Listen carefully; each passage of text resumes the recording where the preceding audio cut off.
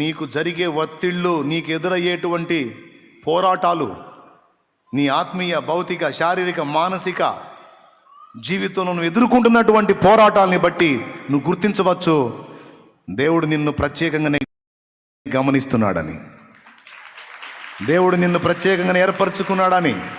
దేవుని ఆత్మ ఎక్కుచు దిగుచు నుండి ఒక ప్రత్యేకమైన పాత్రగా నువ్వు ఉన్నావని. దేవుడు దావీదుకు తోడై ఉన్నాడన్న ఒక్క మాటతో ఆపను. ఇంకొక మాట ఏంటంటే, దావీదు కూడా దేవుని కొరకు ఆసక్తి కలిగి ఉన్నాడు. దావీదు దేవుని కొరకు ఆసక్తి కలిగి ఉన్నాడు. దేవుడు కూడా దావీదును ఎంతో ప్రేమించాడు.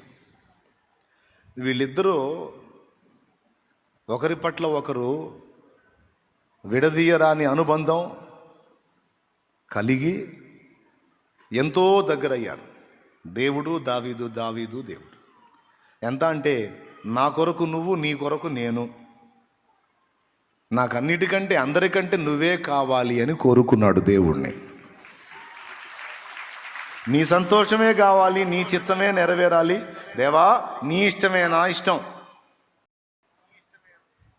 నీ చిత్తమే నా చిత్తం, నా హృదయం నిండా నీ ఇష్టాలు నెరవేర్చాలనే ఆశ తపనే ఉంది దేవా, నీ కొరకే నా బ్రతుకు అనే తీర్మానం చేసిన వాడు ఈ ఒక్కడే.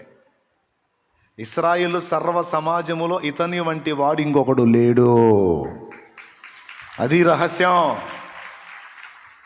దేవునితో ఇలా స్థిర తీర్మానం చేసి ఆ తీర్మానాన్ని కట్టుబడి దేవుణ్ణి నిరంతరం ప్రేమించే ఆ మనసు ఉంది దావీదుకి, ఆ విశ్వాసం ఉంది దావీదుకి, ఆ ఆరాధన ఉంది దావీదులోనే. దేవుని కొరకు ఆ ఆకలి, ఆశ ఉంది దావీదులోనే. అందుకే అంతమందిలో ఎవరున్నారు అని సౌలు రాజుగా అభిషేకింపబడిన తొలినాళ్లలోనే మొదటిసారి తిరుగుబాటు చేసినప్పుడే దేవుడు వెతికాడండి. ఇంచుమించు 8 సంవత్సరాల ముందు, దావీదు పుట్టుకకు ముందు 8 ఏళ్ల ముందే దేవుడు వెతికాడు.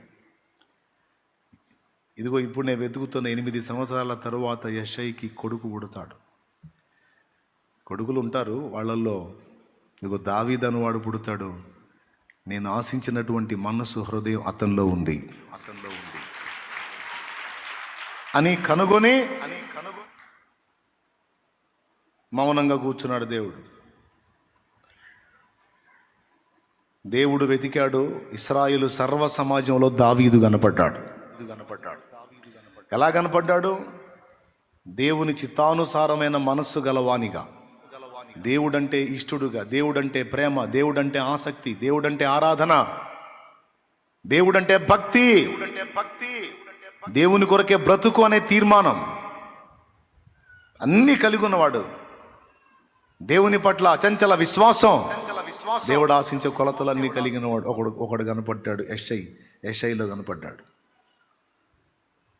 దేవునికి మహిమ.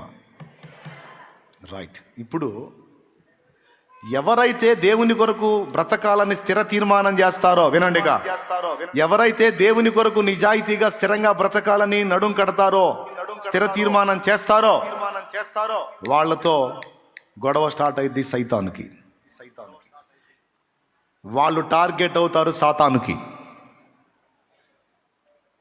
ఎవడు దేవుని కొరకు బ్రతకాలి, దేవునితో నడవాలి, దేవుని చిత్తం చేయాలి, దేవునికి అభ్యంతరంగా ఉండకూడదు, దేవుడు ఆశించినవన్నీ నేను నెరవేర్చాలని దేవాసక్తిని కనపరుస్తారో తమ హృదయంలో,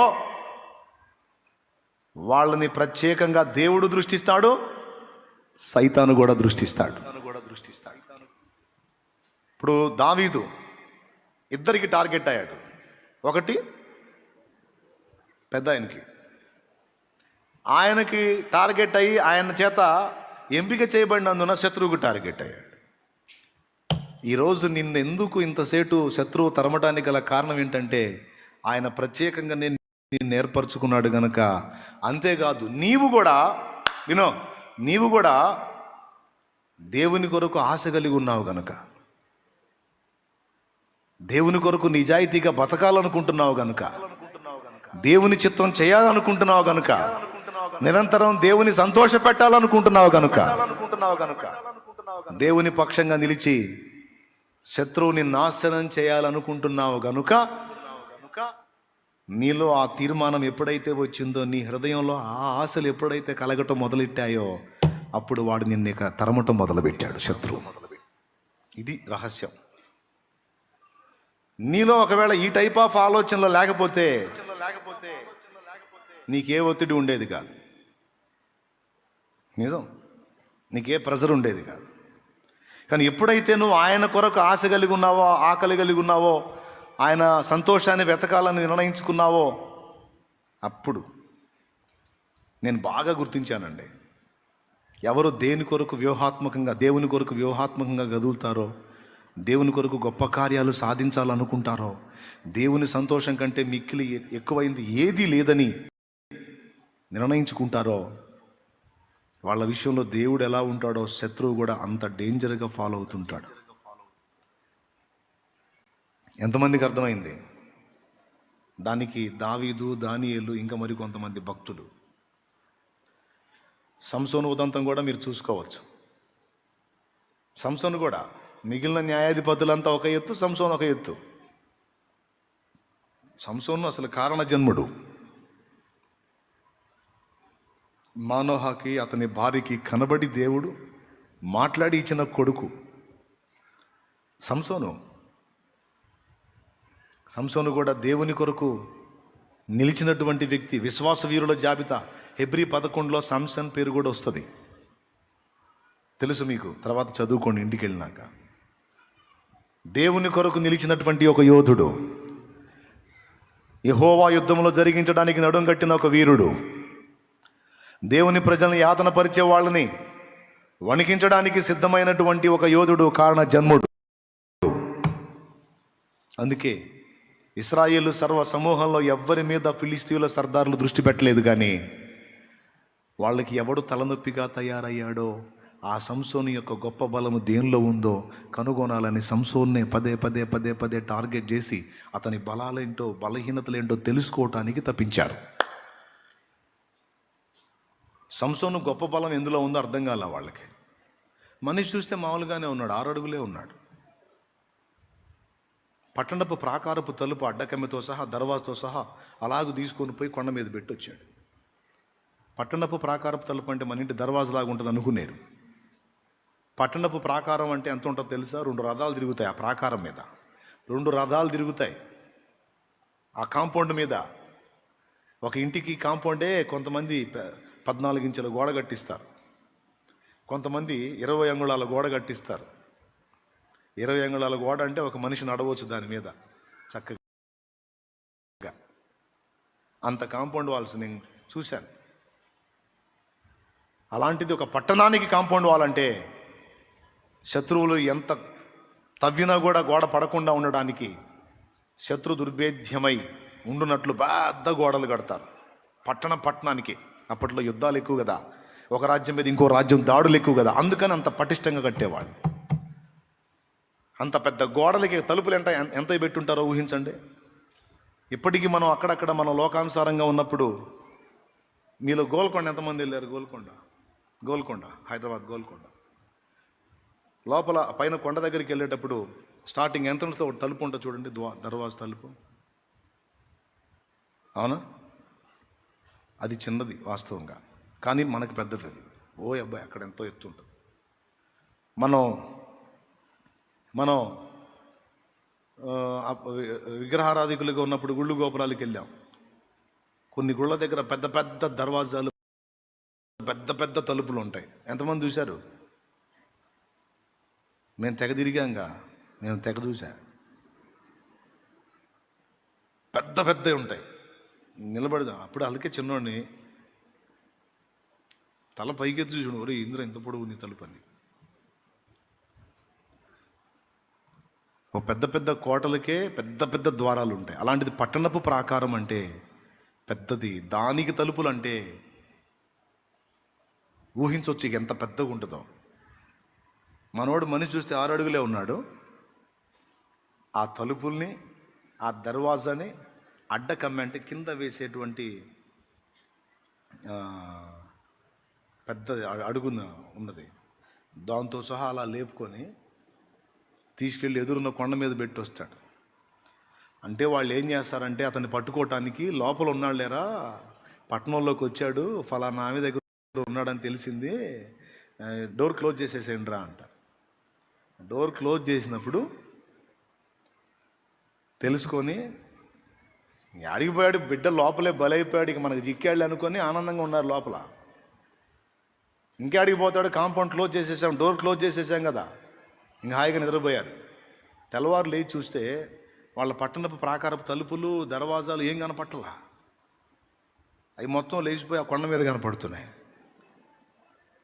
మళ్ళీ వాళ్ళకి తలబట్టుకున్నారు, ఏందిరా ఎట్లా పోయిందిరా అంటే, ఆ సంసోను పనే, ఎట్ట తీసుకెళ్ళాడో మనిషి అంతే ఉన్నాడు, ఇంత బరువు ఎట్లా మోసాడు, ఎవడికి అర్థం కావట్లా.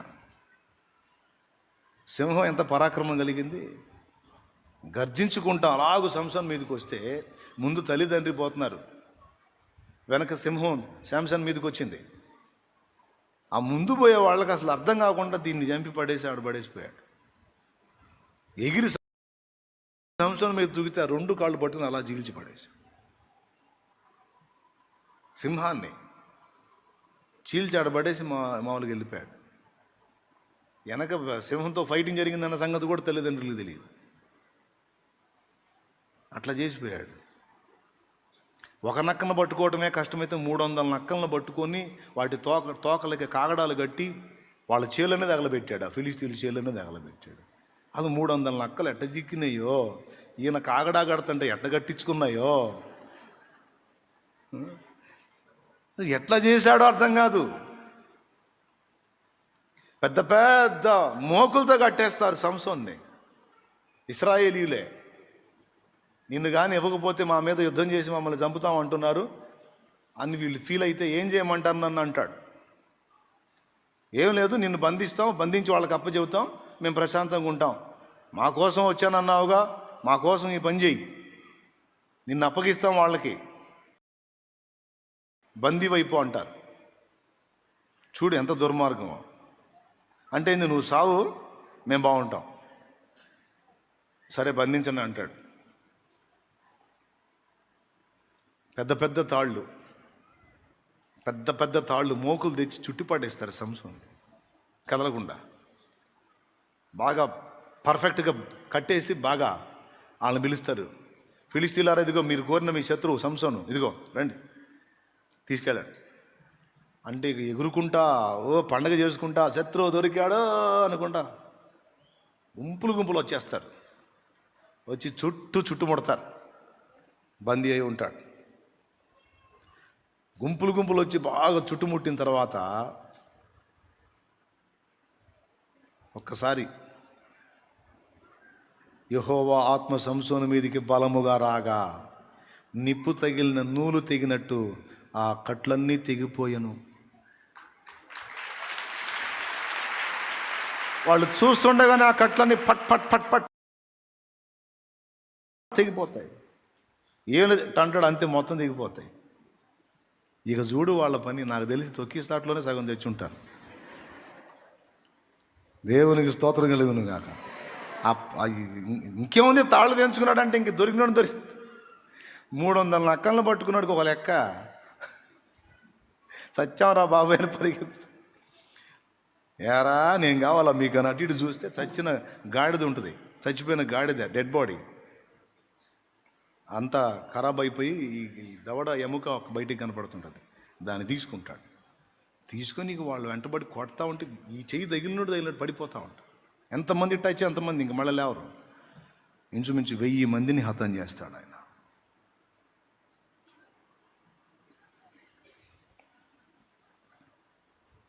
మొత్తం చుట్టుముట్టి దొరికాడు రా ఆయన.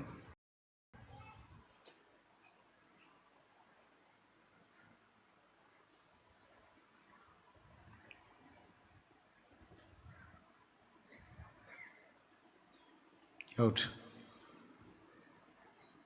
దేవునికి స్తోత్రం కలుగును గాక.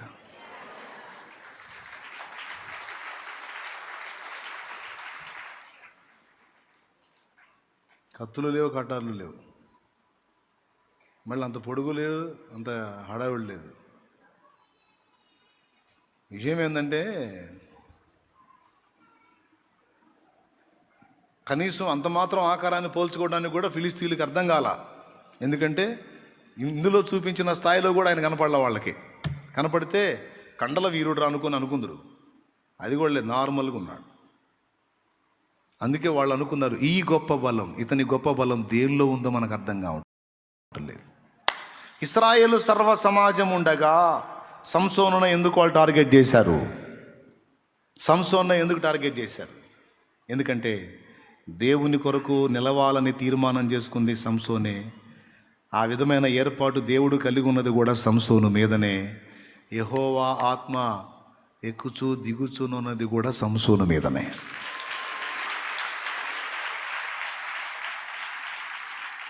జాగ్రత్త జాగ్రత్త, చేతులు నొప్పులు పడితే మనం ఎక్కువ పట్టకూడదు. నేను చెప్పిన ముగ్గురు వ్యక్తుల మీద కూడా అదే కనపడింది. చూడండి మీరు. దావీదు మీదికి యెహోవా ఆత్మ బలముగా దిగి వచ్చెను. సంసోను మీదికి యెహోవా ఆత్మ బలముగా దిగి వచ్చెను.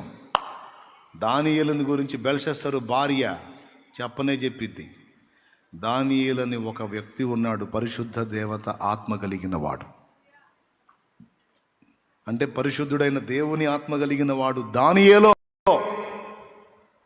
సో దేవుని ఆత్మ ఏ వ్యక్తి మీదకి వస్తున్నాడో, దేవుని పరిశుద్ధాత్మ ఏ వ్యక్తిని ఆవరిస్తున్నాడో, ఏ వ్యక్తిని లీడ్ చేస్తున్నాడో, ఏ వ్యక్తిని నడిపిస్తున్నాడో, ఏ వ్యక్తి మీదికి బలముగా దిగి వచ్చి ఆ వ్యక్తిని రెడీ చేస్తున్నాడో, ఆ పర్సన్ని శత్రువు టార్గెట్ చేస్తాడో.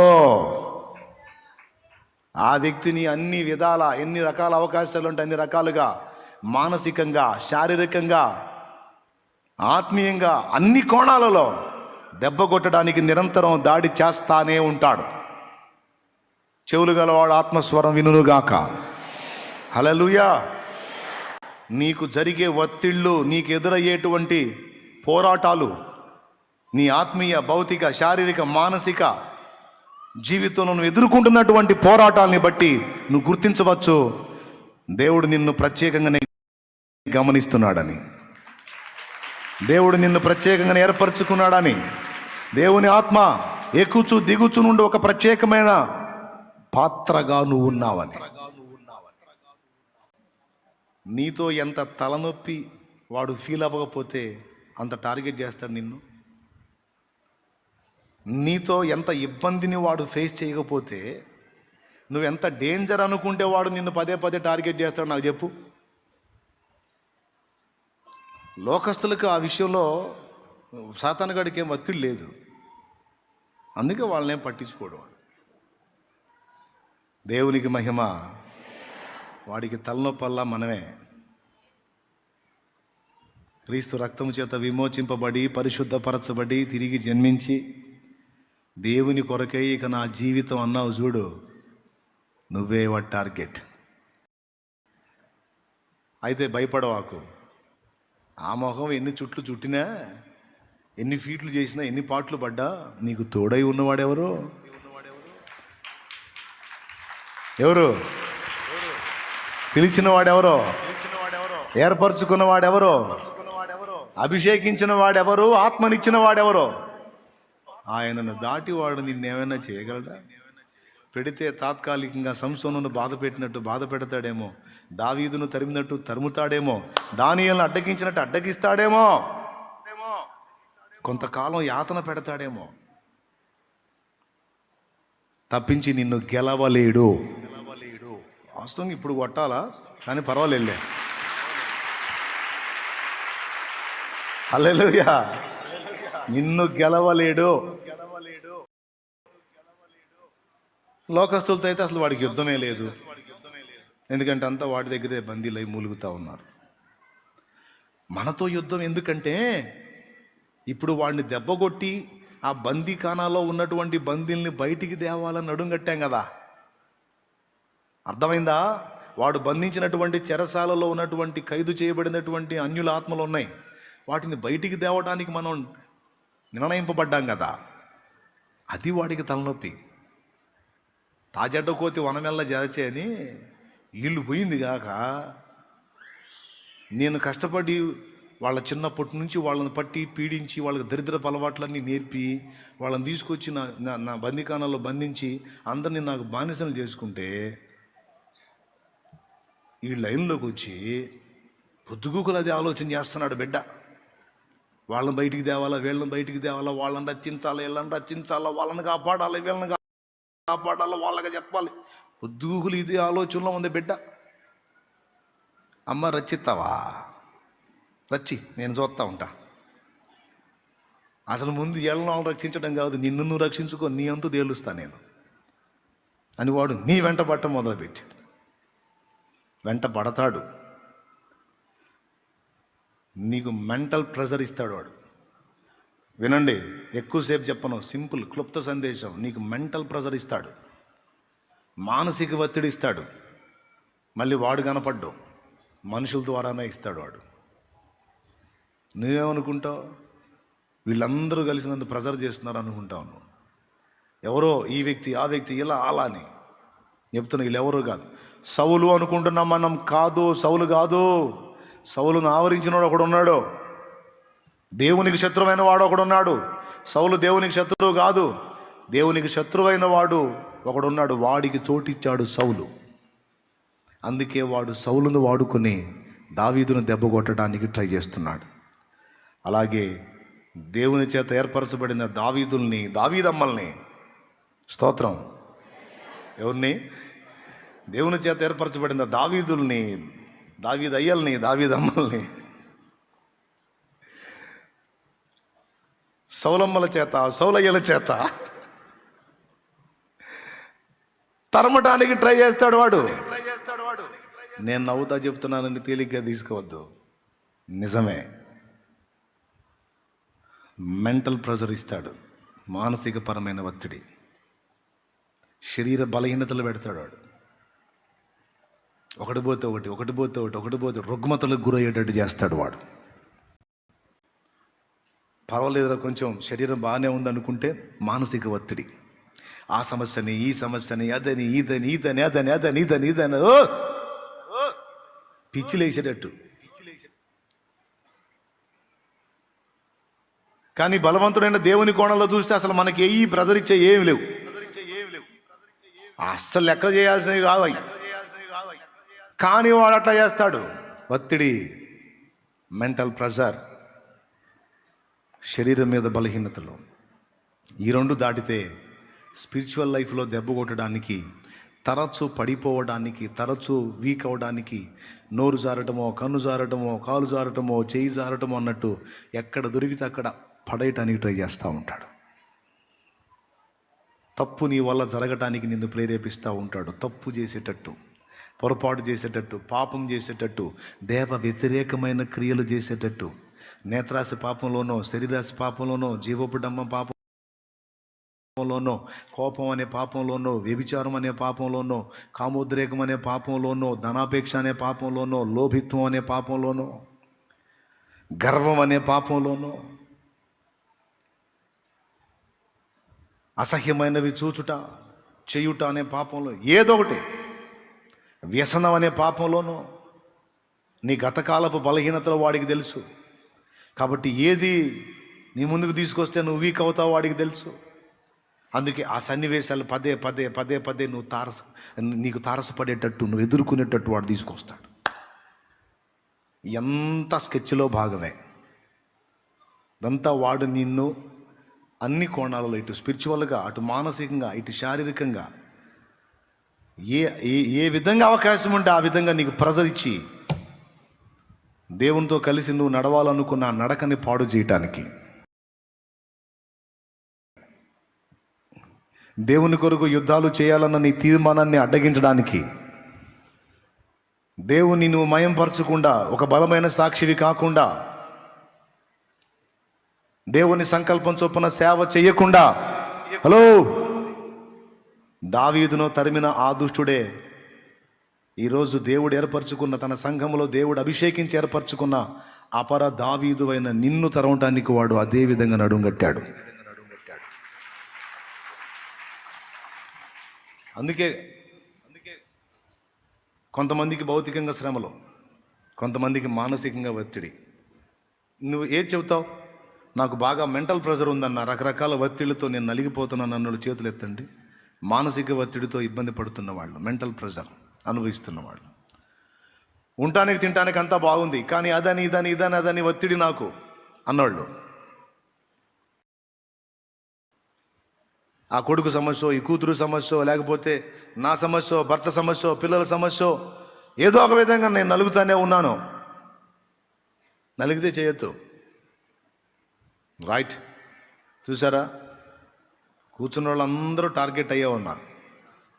దేవునికి మహిమ. హల్లెలూయా. వదిలేసే. ఆత్మీయ జీవితంలో పడిపోయేటట్టు ఇందాక నేను చెప్పిన లిస్ట్ ఉంది, పాపాల లిస్టు. ఏదో ఒక దానిలో పడద్రోయబడేటట్టు నువ్వు నిరంతరం తరమబడతానే ఉంటావు.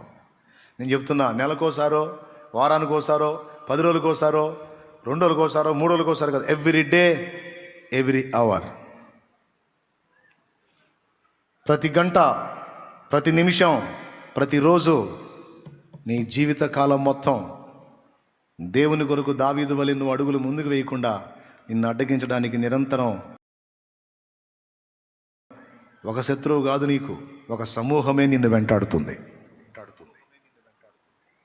చెవులు గలవాడు వినుగాక దేవుని స్వరాన్ని. ఇది నిజం. ఎఫెసీ పత్రిక 6:12 ఎప్పుడో చెప్పింది ఈ సాక్ష్యాన్ని. మనము పోరాడున్నది శరీరులతో కాదు, ప్రధానులతోనూ అధికారులతోనూ, ప్రస్తుత అంధకార సంబంధులకు, లోకనాథులతోనూ, నిద్రలే దురాత్మల సమూహములతోనూ. చూడు, మనం పోరాడునది నిద్రతో కాదు. చదువు, మనం పోరాడునది శరీరులతో కాదు, ప్రధానులతోనూ, అధికారులతోనూ, ప్రస్తుత అంధకార సంబంధులకు, లోకనాథులతోనూ, ఆకాశ మండలమందున దురాత్మల సమూహములతోనూ పోరాడుచున్నాం. అది ఎక్కడుంది టీం? ఆకాశ మండలమందుంది. ఎంత? ఒక సమూహమా? 100 మంది కలిస్తే ఒక సమూహం. దురాత్మల సమూహముతో అన్నాడా, సమూహములతో అన్నాడా? చదువు. 100 మంది కలిస్తే ఒక గుంపు అనుకో. ఎలాంటివి? 1000 గుంపులు ఉన్నాయి అనుకో, అప్పుడు సమూహములు అంటారు. అమ్మో, సమూహాలే ఉన్నారా నాయన అన్నట్టు. దురాత్మల సమూహముతో అన్నాడా, లతో అన్నాడా? దురాత్మల సమూహములతో అంటే ఎన్ని గుంపులు ఉన్నాయో అంచనా వేయండి. వాడి నెట్వర్క్ చాలా పెద్దది, ప్రపంచం అంతటా ఉంది. భూమి కింద ఉంది, భూమి పైన కూడా ఉంది వాడి నెట్వర్క్. అక్కడ ఒక టీమును పెట్టాడు ఆకాశ మండలంలో, భూమి మీద ఒక టీమును పెట్టాడు, భూమి కింద కొన్ని, అక్కడ ఒక టీము ఉంది. తెలుసా మీకు? ఎటు ప్రక్క నుంచి కూడా వాడి రాజ్యంలోకి దేవుడు ఎంటర్ కాకూడదు. ఇప్పుడు మన బార్డర్ ఉంది, పాకిస్తాన్కి మనకి మధ్య సరిహద్దు ఉందిగా, చైనాకి మనకి మధ్య సరిహద్దు ఉందిగా, ఉందా లేదా? ఏమో అన్నట్టు చూస్తున్నారు. సరిహద్దులు ఉన్నాయా లేవా? సరిహద్దుల దగ్గర పెట్టుకుంటాం లేదా సైన్యాన్ని? అట్లా ఈ భూమండలం మొత్తానికి సరిహద్దులు ఉన్నాయి. కింది భాగం ఉంది, పై భాగం ఉంది. అందుకే అగాధములో నుండి వచ్చిన దయ్యాలు అంటాడు. అంటే భూగర్భంలో, భూమి కింది భాగంలో ఉన్నాయి ఒక టీం, భూమి పైన ఆకాశ మండలంలో ఉన్నాయి ఒక టీం. అటు నుంచి కానీ కింద నుంచి కానీ ఆయన రాకూడదని. కానీ ఆయన రాకని ఎవడాపగలడు? ఆయన వస్తాడంతే. ఎందుకు వస్తాడో తెలుసా? భూమి మీద దేవుడి బిడ్డలు, దేవుని పిల్లలు చేసే విజ్ఞాపనలకు స్పందనగా దేవుడు దిగి వస్తాడండి.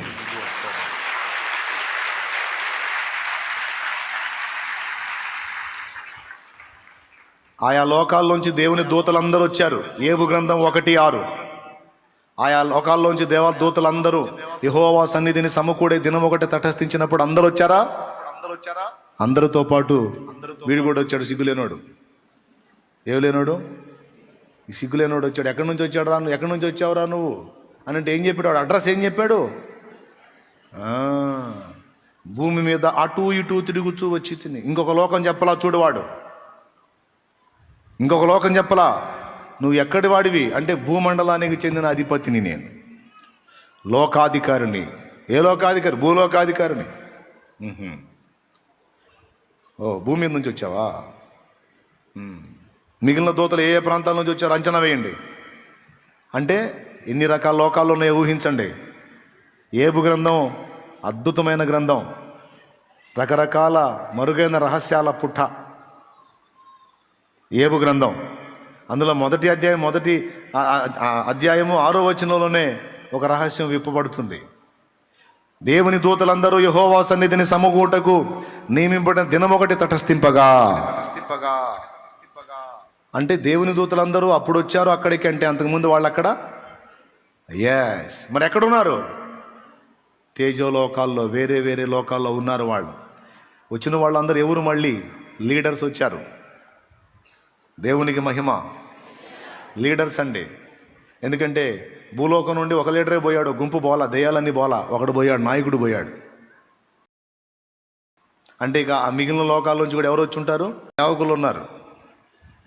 సేవకుల సెమినార్ జరిగిద్ది. ఐడియా ఉందా మీకు? ప్రతి నెల మొదటి మంగళవారం, నెలకు ఒకసారి, ప్రతి నెల మొదటి మంగళవారం తండ్రి సన్నిధి మినిస్ట్రీస్ దైవజనులందరూ మెయిన్ బ్రాంచ్లో కూడుకుంటారు. వీళ్ళందరూ వాళ్ళ ప్రదేశాల్లో, వాళ్ళ ప్రాంతాల్లో పరిచర్యలు చేస్తారు. నియమింపబడే దినం రోజు అందరూ ఒక దగ్గర గ్యాదర్ అవుతారు. అలాగా ఆయా లోకాలను దేవుడు సృష్టించాడు కదా. ఆ లోక అధిపతులు ఎవరైతే ఉన్నారో వాళ్ళందరూ కూడా నియమింపబడిన దినం రోజు అందరూ గ్యాదర్ అవ్వాలి. అవి అక్కడ లిస్ట్ ఇవ్వాలి. ఎట్లా జరుగుతుంది, ఏం సంగతి, ఆ పరిస్థితులు ఏంటి, మంచి ఏంటి, చెడ్డ ఏంటి, పెద్ద ఆయన చెప్పాలి. ఒక వ్యవస్థ అది. స్తోత్రం చెప్పండి గట్టిగా. నిద్ర వచ్చిన వాళ్ళు గట్టిగా చెప్పండి. ఇంకోసారి చెప్పండి. నిద్ర వచ్చిన వాళ్ళు చెప్పమంటే మీరు చెబుతారు ఏంది? ఏడాడు సంచరిస్తారు? మీరేమన్నా పోయారేంది అక్కడికి, దేవదూతల గ్యాదరింగ్లోకి? దేవుని దూతలందరూ పిలువబడ్డారట. అందులో అపవాది కూడా పోయాడట. అంటే వాడు ఎలా పోయాడు? లోకాధికారిగా పోయాడు. ఏ లోకాధికారి? భూలోకాధికారిగా. కాబట్టి మొత్తం టోటల్ భూమండలం మొత్తాన్ని కూడా ఏలడానికి అనుకూలంగా వాడు నెట్వర్క్ను రెడీ చేసుకున్నాడు.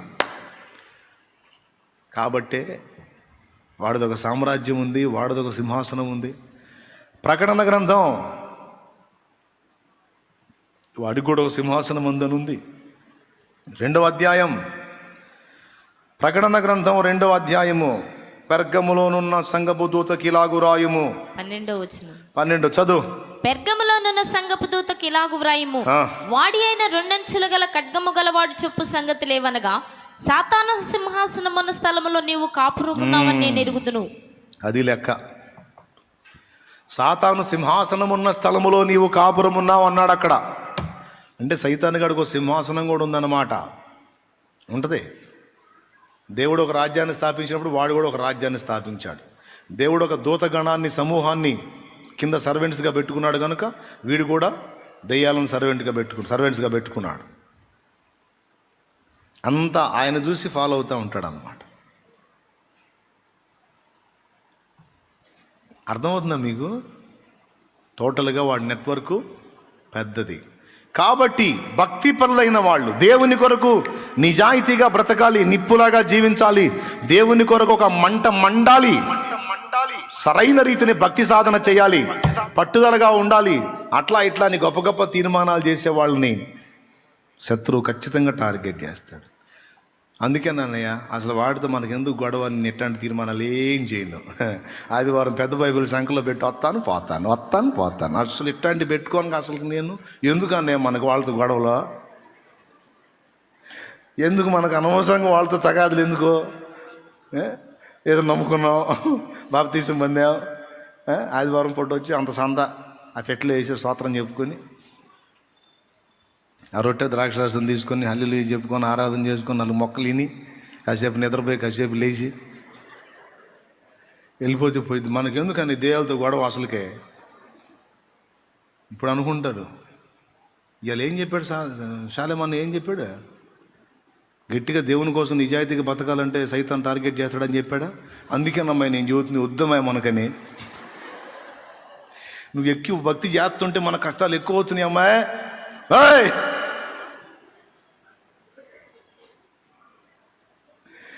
నువ్వు ప్రార్థన ఎక్కువ చేసే కొద్దీ కష్టాలు పెరుగుతున్నాయి. ఉరుకా. పొద్దున్న 2 ముక్కలు, సాయంత్రం 2 ముక్కలు. నీ ఉపవాసాలు వద్దు, ప్రత్యేక ప్రార్థనలు వద్దు, ఏకాంత ప్రార్థనలు వద్దు అన్న చెప్పాడుగా. వద్దు, మనకు తగినంత చాలు. అందుకే నేను కూడా అసలు ఎక్కువ డెప్త్కి పోనుగా. శాలేమన్నా చెప్పినా బాను. అసలు ఆ మొక్కలు చేసేటప్పుడు నేను ఎన్నగా అసలుకే శాలేమన్నా అవి చెప్పేటప్పుడు ఏమో అటు ఇటు చూస్తుంటా. ఎందుకంటే ఇంటే మళ్ళీ నేను ఎక్కడ బలపడతాను అని. తెలివి తక్కువ రకాలు కొంతమంది అట్ట అనుకుంటారు. అందరూ అనుకోరులే, కొంతమంది ఉంటారట. బాప్తీసం తీసుకుంటా, అసలు ఏమైంది తెలుసు తీసుకుంటే అంటది. ఏమైందక్క? శోధనలు వస్తాయి. అరే శోధన రాంది ఎప్పుడు లేక నాకు, నా బతుకంతా శోధన లేక. ఏం శోధన? ఈ శోధన కాదు, పెద్ద పెద్దవి వస్తాయి. మరి పెద్ద ఏందో నాకు అర్థం కాల. ఎట్టకేలకు ఆ మనిషిని బాప్తీసం తీసుకోకుండా చెడగొడతారు. జరగరాని జరిగి ఆ మనిషి పోయిందనుకో, వీళ్ళు వచ్చి ఏమన్నా టికెట్ ఇస్తారా? ఇస్తారు పాతాళానికి. బాప్తీసం తీసుకుంటే కష్టాలు వస్తాయి, ప్రార్థన ఎక్కువ చేస్తే శోధనలు వస్తాయి, దేవుని కోసం నిజాయితీగా ఉంటే కష్టాలు పెరుగుతాయి. అవునా? ఒక మాట చెప్తా. శత్రువు టార్గెట్ చేశాడు నిజమే, దావీదును శ్రమ పెట్టి తరిమాడు నిజమే. అది స్థిరమైందా? సింహాసనం స్థిరమైందా దావీదుకి? ఇప్పుడు చెప్పు, ఏది స్థిరమైంది?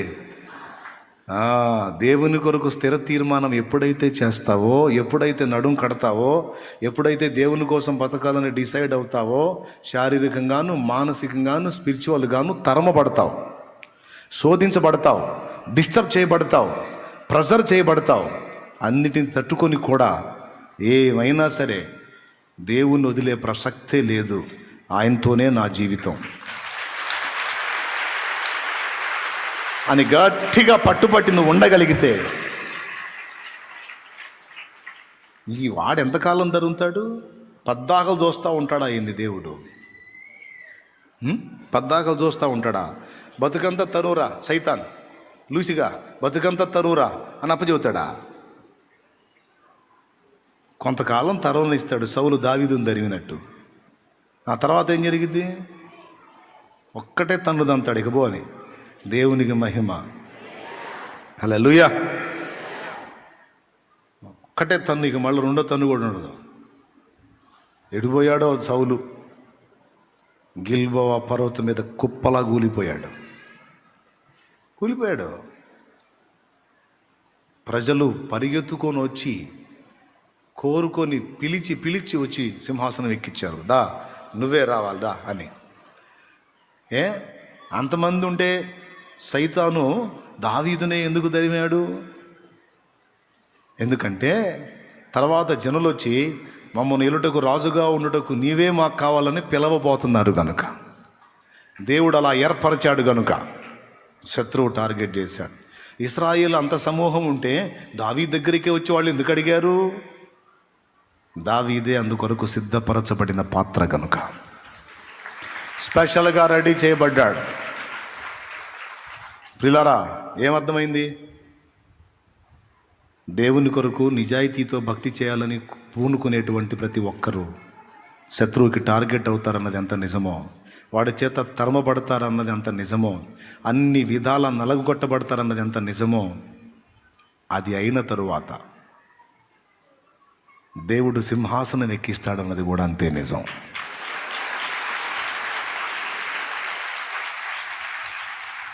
హల్లెలూయా.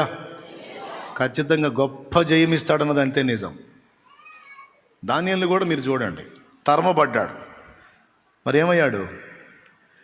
నిందల పాలై నిత్య నిబంధన నీతో చేసిన దానియేలుకు, నిందల పాలై నిత్య నిబంధన నీతో చేసిన దానియేలుకు సింహ సింహాసన మీచినావు, సింహాల నోళ్లను మూసినావు, సింహాసన మీచినావు, సింహాల నోళ్లను మూసినావు. సర్వోన్నతుడా నీవే నాకు ఆశ్రయ దుర్గము, సర్వోన్నతుడా నీవే నాకు ఆశ్రయ దుర్గము. ఎవరు లేరు నాకు ఇలలో, ఎవరు లేరు నాకు ఇలలో, ఆదరణ నీవేగా, ఆనందం నీవేగా, ఆదరణ నీవేగా, ఆనందం నీవేగా. దేవునికి మహిమ. మరి వాడు ఇంత చేస్తుంటే దేవుడు ఏం చేస్తుంటాడు? దేవుడు చూస్తూ ఉంటాడు. నీ ప్రాణానికి హాని కలగనీడు కానీ నలగనిస్తాడు, ప్రెజర్ అవనిస్తాడు, ఒత్తిడికి గురిగానిస్తాడు. ఎందుకంటే ఆ ఒత్తిళ్లలోనే నువ్వు రాటు తేలాల్సి ఉంది. నీలో దాచినవన్నీ, దేవుడు సిద్ధపరిచి ఉంచినవన్నీ ఆ ప్రెజర్లోనే వ్యక్తమవుతాయి.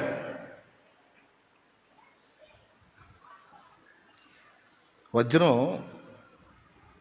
స్వతహాగా మెరుస్తుందా? దాని మీద నక్షి పని జరిగినాక మెరుస్తుందా? దాని చెమకాయింపు ఎప్పుడు తేజరిల్లిది చెప్పండి? ఎస్, సానబెట్టినప్పుడు దానికి షేప్స్ తీస్తాడు, రకరకాల కోణాలను తీస్తాడు దానిలో నుంచి. అప్పుడు దాని చెమకాయింపు, దానిలో ఉన్నటువంటి ఆ తేజస్సు అవుట్ అవుతుంది, వెలువడిద్ది. లేకపోతే మామూలుగానే ఉంటుంది. దేవునికి మహిమ. ఒత్తిడికి గురైనప్పుడే వజ్రం మెరిసినట్టు, ప్రెజర్ గురైనప్పుడే మనం తేజరిల్లేది. హల్లెలూయా. అది రెండు ఉన్నాయి చూడండి. ఇది మామూలు ఏముంది, ఒక మెరుస్తున్న రాయిలాగా ఉంది. అటుపక్క చూడండి, ఎన్ని కోణాలు చిక్కాడో చూడండి. అప్పుడు రకరకాల వెలుగులు దానిలో నుండి విరజిమ్మేది. అవునా? అట్లాగే మనల్ని ఆ ఒత్తిడిలోనే శారీరకంగా, మానసికంగా, ఆత్మీయంగా, శారీరకంగా శ్రమ పెట్టబడటం. శారీరకంగా శ్రమ పెట్టబడటం అంటే బలహీనతలు, రోగాలు, శరీరం ఇబ్బంది పడే ఘట్టాలు. మానసికంగా అంటే సమస్యలు, ఇరుకులు, ఇబ్బందులు, అప్పులు, ఆర్థిక సమస్యలు, ప్రయత్నాల్లో విఫలత, అనుకున్నది జరగకపోవటం, అనుకోని జరగటం, ఒత్తిడి. బుర్ర బద్దలవుతుంది అన్నయ్య. ఆలోచించి పిచ్చిదాన్ని అవుతానేమో అనిపిస్తుంది, పిచ్చోడిని అవుతానేమో అనిపిస్తుంది అన్నయ్య. ఇదేందో అన్నయ్య, నిజంగా దేవుని కోసం నిజాయితీగా బతుకుదాం అనుకున్న కాడ నుంచి ఎక్కువ అవుతున్నాయి అన్నయ్య. తట్టుకోలేకపోతున్నాను అన్నయ్య. అసలు నేను మనసులో అనుకుంటా, ఆ తీర్మానం చేశావు కాబట్టి నీకు స్టార్ట్ అయింది కౌంటర్ అని. అట్లయితే ఆ తీర్మానం చేస్తే, కొంచెం ఓర్చుకోగలిగితే తప్పకుండా ఒక వజ్రమై నువ్వు ప్రకాశిస్తావు. ఒత్తిడి, మెంటల్ ప్రెషర్, మానసిక ఒత్తిళ్ళు. ఎటో పక్క నుంచి ఏదో ఒక వేదన. అర్థమవుతుందా నేను చెప్పేది? ఎంతమందికి అర్థమవుతుంది? అర్థం కాకపోయినా చేతులు ఎత్తున్నారు, పెందలాడు అయిపోద్దని. కొంతమంది ఏం అర్థం కాకపోయినా మొత్తం అర్థమైంది, ఇంక వదిలిపెట్టు.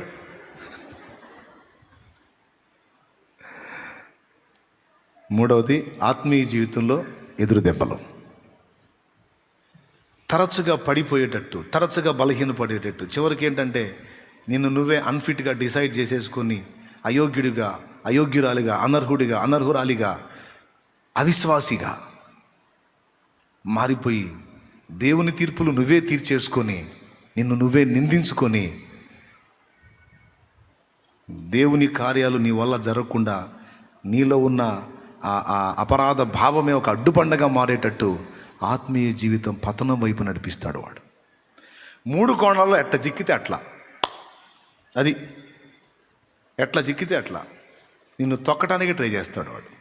మరి నువ్వేం చేస్తావు? మరి నీ ఇష్టం. ఆల్రెడీ అదే పరిస్థితిలో ఉన్నావులే అంటారా? అట్లయితే నేను చెప్తున్నా, నీకు ఒక అవకాశం ఉంది. ఇన్ని ఒత్తిళ్లలో సంసోనైనా, దానియేలైనా, దావీదైనా ఏం చేశారో దాన్ని నువ్వు నేను సాధన చేయగలిగితే వీటన్నిటి నుంచి బయటపడి దేవుడు ఆశించినట్టు తేజరిల్లుతాం.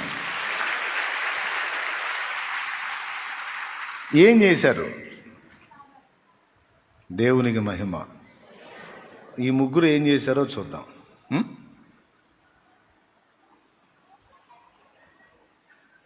దావీదు పారిపోయాడు. దావీదు ఏం చేశాడు? పారిపోయాడు. దావీదుని ఏ కోణంలో చిక్కితే ఆ కోణంలో తొక్కేటాన్ని చూసిన సౌలు చేతికి చిక్కకుండా, అందిపుచ్చుకుందామని చూసినా కూడా చిక్కకుండా జంపో జంప్ పారిపోయాడు.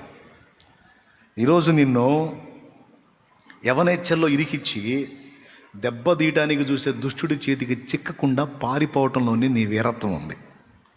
పారిపోవటం పిరికితనమా, వీరత్వమా? బాయ్ చెప్పండి. అయిపోయింది, టైం అయిపోయింది. చెప్పండి.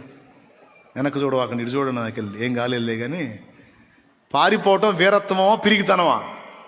పెద్దగా చెప్పండి. వీళ్ళు చెబుతున్నారు గట్టిగా, మీరు చెప్పరేంది? పురుషులు అయ్యండి. పిరికితనం అంట.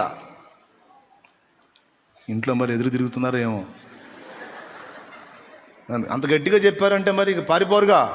పారిపోవటం పిరికితనం అంటే దెబ్బ కొడితే ఏ కావరే.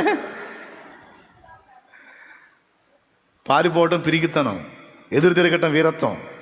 కానీ విచిత్రంగా ఆత్మీయ జీవితంలో ఎదురు తిరిగి వసంతాలు ఆడటం కాదు, పారిపోవటమే వీరత్వం అంటున్నాడు. చూస్తారా? చూడు, తిమోతికి రాసిన పత్రిక 2వ అధ్యాయం 22. దావీదు మనకు నేర్పుతున్న పాఠం. కొండలకి, గుట్టలకి, గుహలకి, అడవులకి పరుగో పరుగు, చెక్కలా సౌలుకి దేవునికి స్తోత్రం కలుగును గాక. వాడు లూసిఫర్ గడు తరుగుతూ ఉంటాడు నిన్ను. ఆ భోగేచ్ఛల్లో, ఆ కామేచ్ఛల్లో, ఐహిక విచారాల్లో, ఆ పాపాల్లో నిన్ను పడేయడానికి వెంటాడుతూ ఉంటాడు. ఆ క్లైమేట్ ఏర్పాటు చేస్తాడు. ఆ సిచ్యువేషన్లో నిన్ను నడిపిస్తూ ఉంటాడు. వాడు నీ ముందుకు ఆ సన్నివేశాలు వచ్చేటట్టు చేస్తాడు. అక్కడ నువ్వేం చేయాలి తెలుసా? అక్కడ దానికి అసలు అవకాశం ఇవ్వకుండా జంపు కొట్టేయాలి అంతే. చూడు, 2వ అధ్యాయం తిమోతికి రాసిన పత్రిక చదువురా తల్లి. 2:22 2:22 అంట.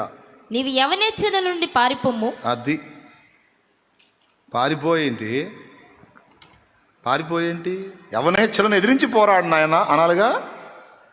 పారిపో అంటే అర్థం ఏంటంటే అక్కడే ఉంటే నువ్వు తేడా పడతావని. దేవునికి మహిమ. యోసేపు ఏం చేశాడు? ఆయన మీదకి వచ్చినప్పుడు అడ్డగించాడా? ఎదిరించాడా? అటు ఇటు చూసి పరుగో పరుగు. ఎంత పరిశుద్ధుడో కదా, నిజంగా ఎంత ఎంత నిగ్రహమో కదా యోసేపుకి. ఎంతమంది ఒప్పుకుంటారు? గొప్ప నిగ్రహమా కాదా యోసేపుకి? డైరెక్ట్గా స్త్రీ వచ్చి బలవంతం పెడితే వెళ్ళిపోయాడంటే ఎంత నిగ్రహమో కదా.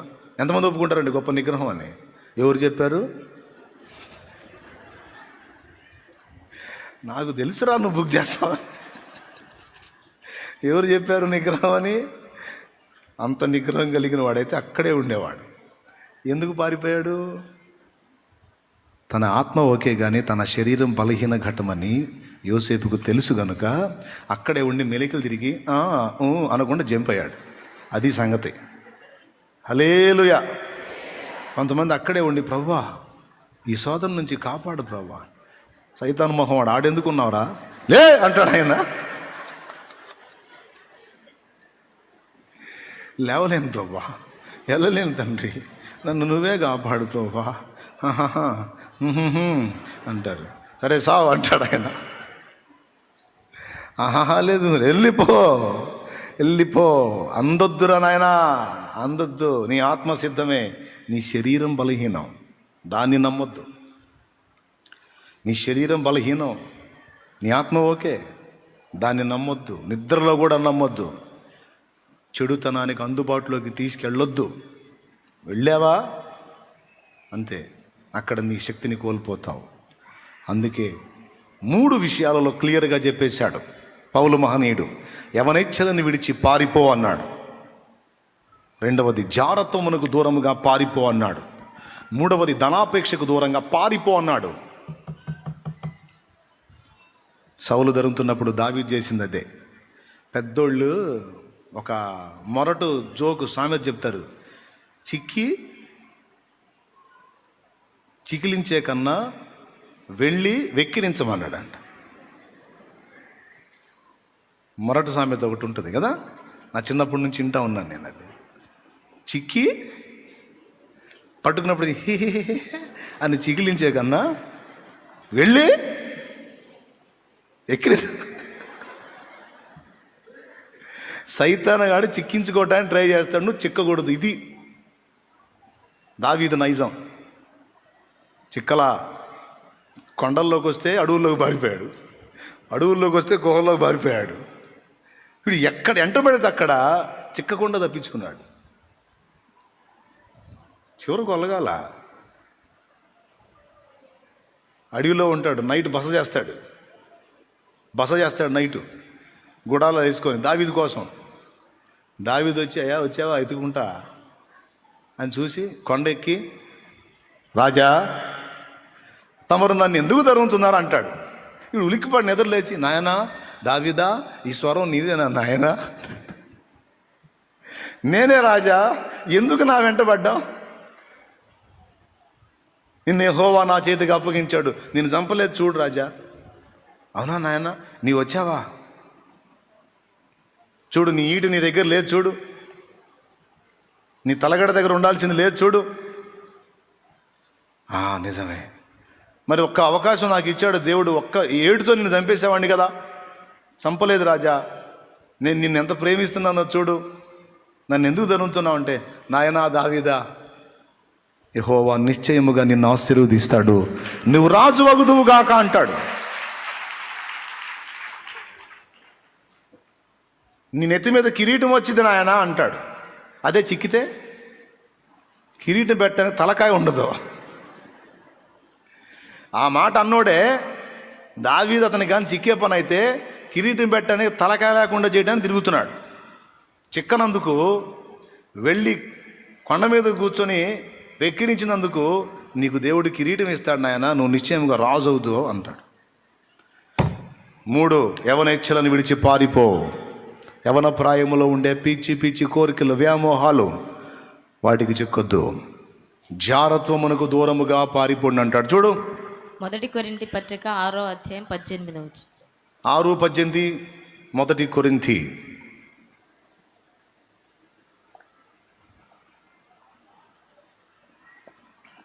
చదవేంది సలోమి, ఎందుకులే అనుకుంటున్నా.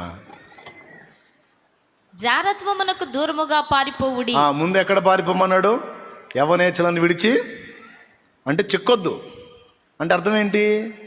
నువ్వేదో ఉపవాసాలు ఉండి నిగ్రహం వచ్చింది, దేవుడు మనకు శక్తియు ఇంద్రియ నిగ్రహమును గల ఆత్మనిచ్చాను కానీ ప్రివితనము గల ఆత్మనియలేదు.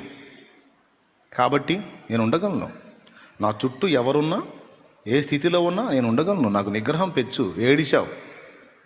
ఏడిసావు మొత్తుకున్నావు, నోరు మూసుకొని పో, ఓవర్ యాక్షన్ చేయొద్దు.